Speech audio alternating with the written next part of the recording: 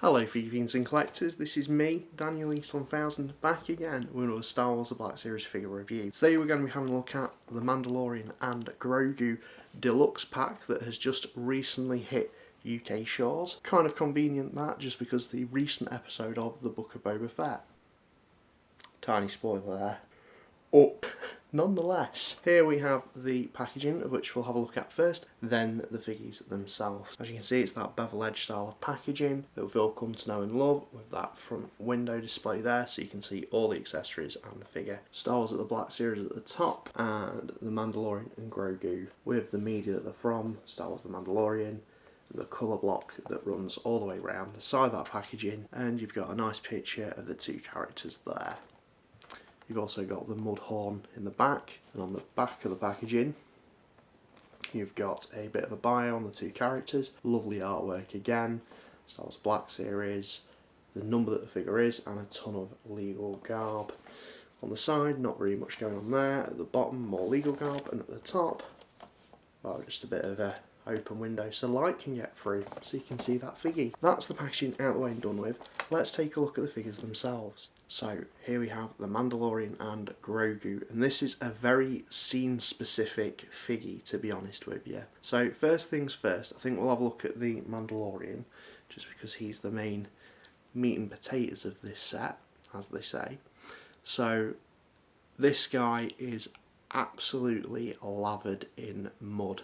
It's a repaint of the existing Mandalorian figure that we've had before, although they have included just a very different edition in terms of the front armour panel, just because in the episode that does sort of get dented and battered and is repositioned off his chest there. So it's a cool detail that Hasbro added in, and also the fact that he does include, still does that thing, the Beskar shoulder plate there, but it doesn't have the Mudhorn signet, which is a really good bit of attention to detail for Hasbro on that. So yeah, kudos to that. Like you just saw there, the Amber Blaster really doesn't sit in his back that well still. It does have a tendency to pop out.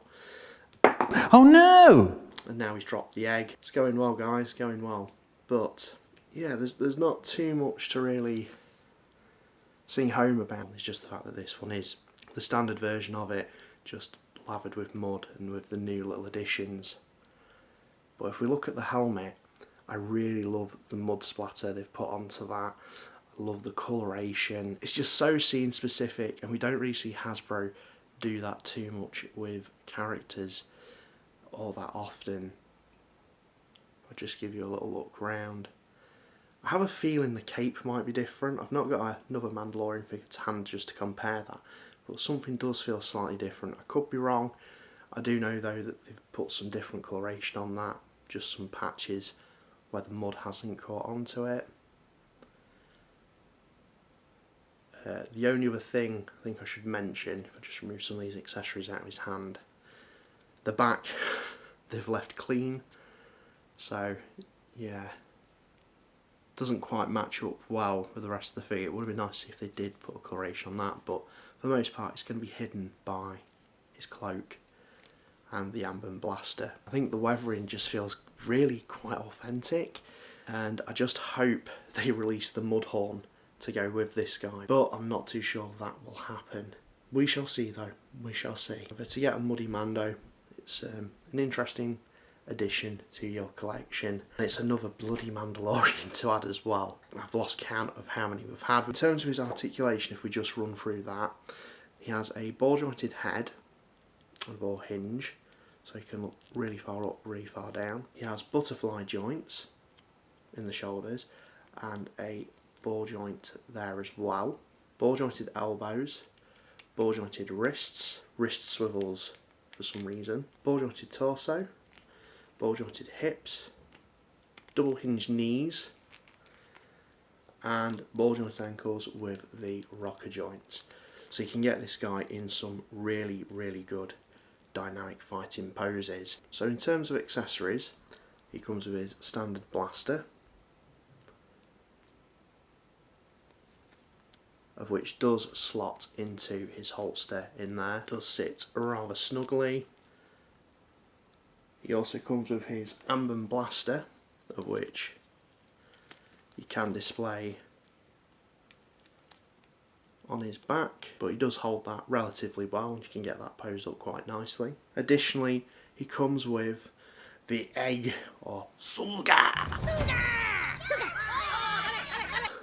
which you can pop open the top, and it's actually got the yolk in there.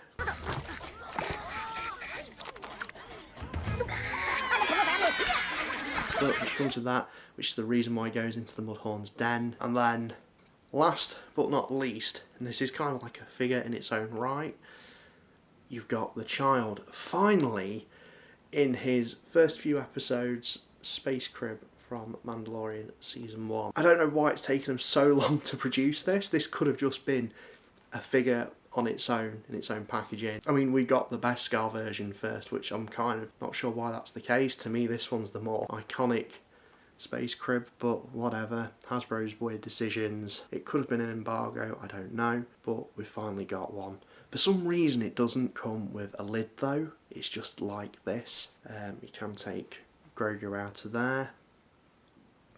It's really nicely weathered and detailed. Even on the inside as well, which is really, really impressive. Something that Hasbro didn't need to do, but it's an extra bit of detailing. And just shows they've gone the extra mile with this thing. Now the only problem with this as well, besides the canopy on top that should maybe be included, the stand. This wasn't an issue with the Beskar one, because I do have the Beskar one somewhere, I don't have it to hand. In terms of this sitting on the stand, actual peg hole is that short. This seems to be a issue with Hasbro. They can't make peg holes that are deep enough for things to fit sometimes, but there's a lot of movement, a lot of give on that. I don't know if that's intentional so you can pose it, but it does have a habit of not sitting well and it just falls off. In terms of Grogu, this one's going to be the same one packed in with the Ice Spiders, except the Ice Spiders one is going to have open eyes, whereas this one's sort of using the Force. He's got his hand outstretched. They are moulded, the arms, so you can't move them or pose them. But this is to kind of recreate the scene where he uses the Force to lift the Mudhorn up. The hands are poseable, the head's poseable.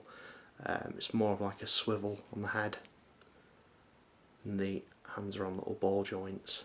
Then underneath, if you're curious, you can see his little tootsies. So yeah, if you want a Grogu using the Force, then this is the pack for you. And well, that's the Mandalorian and Grogu Arvala 7 reviewed and looked at. Wasn't too sure about picking this figure up, but I'm really pleased I did, just because of the accessories, and the overall look of him is really quite an accomplishment for Hasbro. I think this is a great pack. The only thing that would have improved this, I think, is if the space crib had a better display stand or fitting more than anything. Also, the little hood on that as well would have been nice. I also think if they included the dagger with the Mandalorian, just so you could have had him displayed in that kind of final stance pose that you see him when he's facing off against the Mudhorn, that would have been great, but kind of a missed beat there. It's a good, strong, solid set, and we've been waiting on this thing for quite some time. It feels like quite a few years actually. I've been waiting for a Season 1 space crib.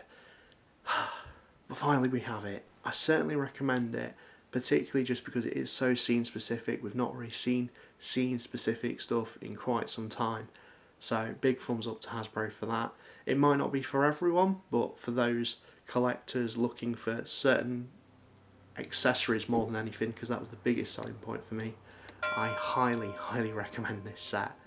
So let me know what you guys think. Have you picked this set up? Have you not? Why not? Comments and sound off down below. And this is me, Daniel East 1000, signing out, and thank you very much for watching.